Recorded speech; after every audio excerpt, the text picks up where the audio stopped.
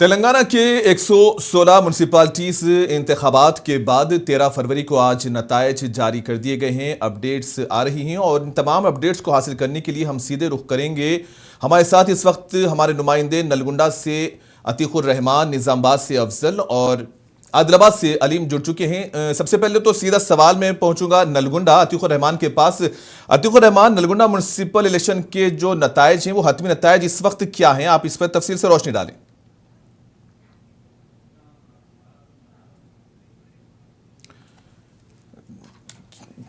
जब तक अतीकुर रहमान, अगर आपको मेरी आवाज नहीं आ रही है तो आप जुड़ जाएं, तब तक मैं पहुंचूंगा आदिलाबाद अलीम के पास।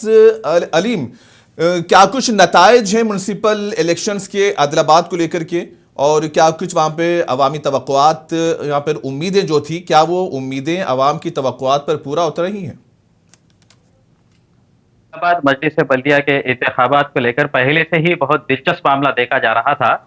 लेकिन खासकर हम आदिलाबाद में दिल आदिलाबाद की बात करेंगे, क्योंकि ये पिछड़ा इलाका है। तो यहाँ पर रुकन पार्लियामान भी बीजेपी से ताल्लुक रखते हैं और रुकन असेंबली भी उन्हीं के खाते में है, एमएलसी भी उन्हीं के खाते में है। इस लिहाज से पहले से ही लोगों को ये शक व शुबा जरूर था कि यहाँ पर बीजेपी की सरकार बने, बीजेपी यहाँ पर बल्दिया पर कब्जा करेगी।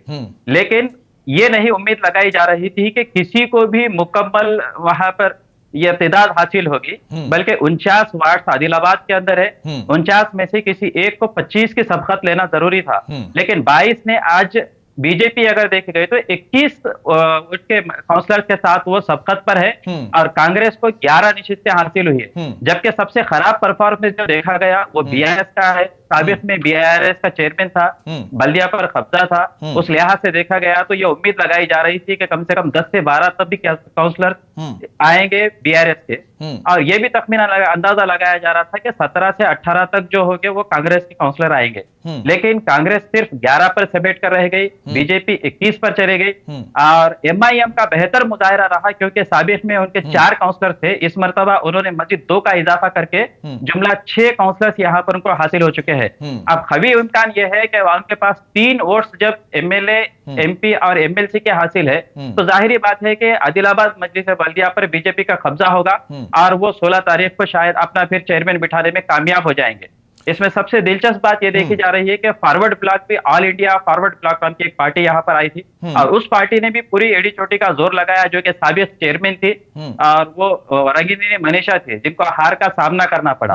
और दूसरी बात यह है कि खुद रुकन असेंबली के फर्जन थे, जो कि साबिक में चेयरमैन थे, सेकंड गए सो मियाद के अंदर, तो उस मियाद में रहने वाले चेयरमैन भी, उनको भी हार का सामना करना पड़ा।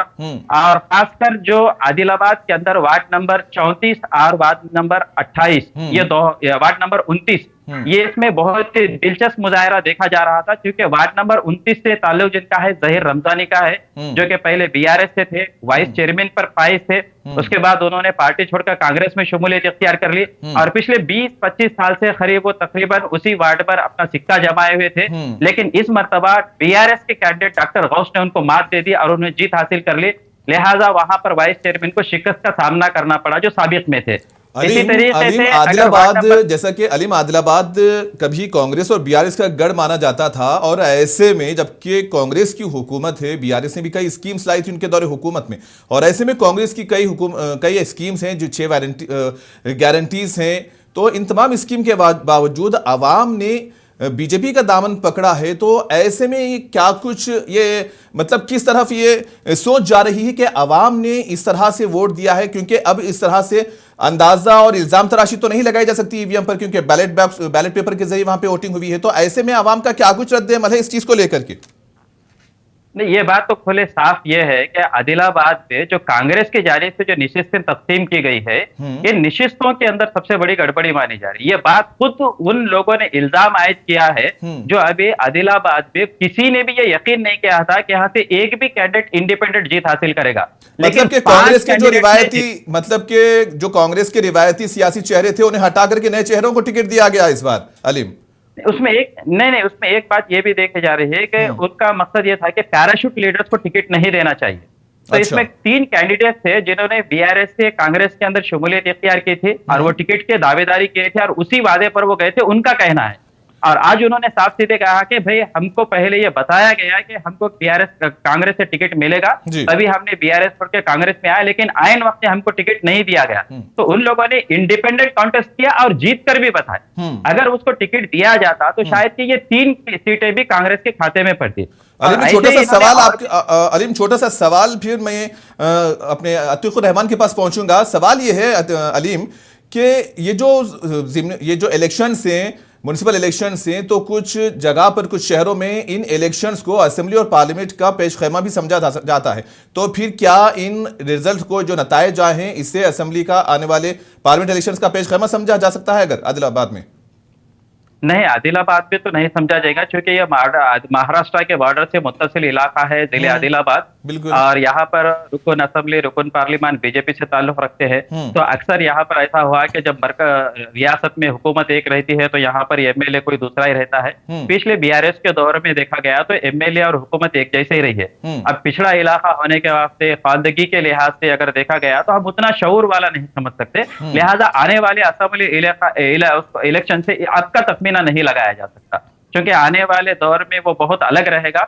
और किसी ने ये नहीं सोचा था कि पिछले वक्त में भी इसमें कम से कम तेलंगाना के अंदर कांग्रेस आएगी, लेकिन कांग्रेस आई, हुकूमत बना ली, आदिलाबाद में बीजेपी का कब्जा हुआ। अब अतीकुर रहमान के पास मैं चलता हूं, अतीकुर रहमान के पास चलता हूं। अतीकुर रहमान, क्या कुछ अपडेट्स हैं नलगोंडा म्युनिसिपल इलेक्शंस के जो हतमी नतायज है उस पर रोशनी डालें कि कितने सीट्स वहां पर कांग्रेस, बीआरएस और एमआईएम ने हासिल की हैं? अनवर, म्युनिसिपल कारपोरेशन नलगोंडा पहली दफा जो है म्युनिसिपल कारपोरेशन बनने के बाद में ये बल्दी इंतखाबात हुए हैं, जिसके अंदर जो है कांग्रेस पार्टी 48 डिविजन्स के अंदर जो है 27 पे कब्जा की।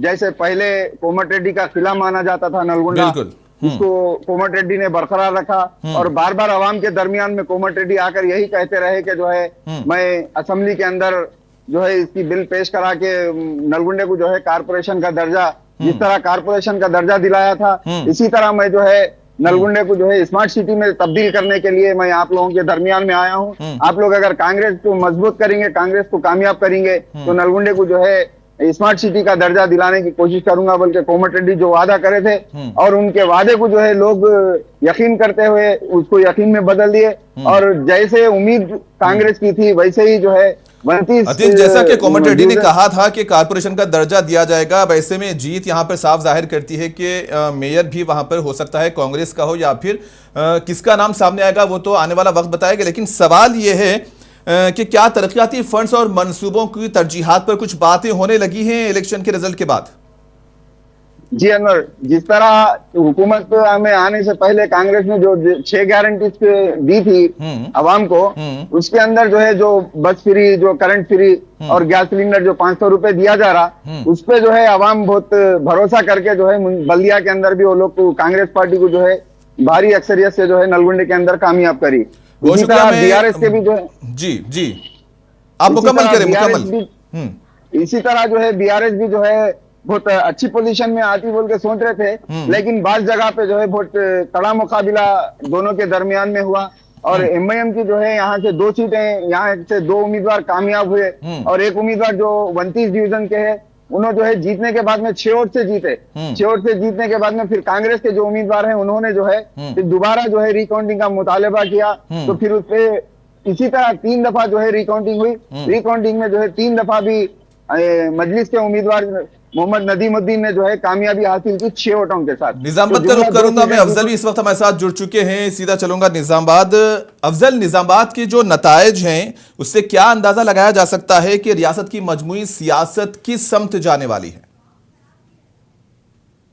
जी, जो यहाँ के नतायज है बहुत ही हैरानकुन है, क्योंकि यहाँ के जो नुमाइंदगी करते हैं पीसीसी महेश कुमार गौड़, तो गुज़िश्ता हफ्ते भर से यहाँ पर अभियान किए गए थे और कांग्रेस की जीत के लिए बहुत ज्यादा कोशिशें कर रहे थे और बहुत सारे मंसूबे थे। इसके बावजूद आज जो नतायज है वो हैरानकुन है। यहाँ पर 4 नशीस्तों में से तकरीबन अभी नशीस्तों के नतायज आने बाकी है, क्योंकि जितना कि हम बता सकते हैं कि यहाँ पर 30 से ज्यादा नशीस्तों पर बीजेपी ने कामयाबी हासिल की है। ये सिंगल मेजॉरिटी वाली पार्टी बनेगी और मेयर उन्हीं का होगा, ये तय हो रहा है। और सबसे बड़ी बात यह है कि कांग्रेस के मेयर उम्मीदवार थे वो यहाँ से शिकस्त हो गई है। या यहाँ से हार गए तो यहाँ पर क्योंकि मेयर बीजेपी का होगा तो एमएलए और एमपी ऑलरेडी पहले से बीजेपी के है तो आवाम का रुझान बीजेपी की तरफ था। लेकिन जो कांग्रेस की स्कीमात है और दरअसल सत्ताधार जमात कांग्रेस है तो ये अंदाजा लगाया जा रहा है कि आवाम इस बार अपना यूथ तेज करेगी या कांग्रेस के ऊपर इस्तेमाल करेगी अगर नताइज का मवाजना पिछले इंतखाबात के नताइज से किया जाए तो वोटर्स के रवैये में सबसे बड़ी तब्दीली क्या आई कि इस तरह के नताइज देखने को मिले हैं? में यहाँ पर बीआरएस और एमआईएम ने तालुका करते हुए मेयर बनाया था और इसमें बहुत बड़ा रोल एमआईएम का था। एमआईएम 17 में सीटों पर कामयाबी हासिल की थी और उसके साथ बीआरएस के साथ मिलकर मेयर बनाया था। इस बार एमआईएम की सीटें कम हुई है, 12 से 13 सीटों पर एमआईएम ने कामयाबी हासिल की। अकलियती डिवीजन जिसको माना जाता था वो डिवीजनों में तो कांग्रेस का बेहतरीन गुजारा रहा क्योंकि कबल में 2 सीटें थी, अब 8 सीटें हो गई है।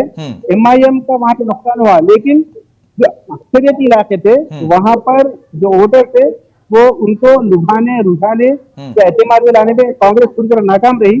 और दूसरी बात ये रही कांग्रेस की कैंपेनिंग में कहीं ना कहीं कमी रही।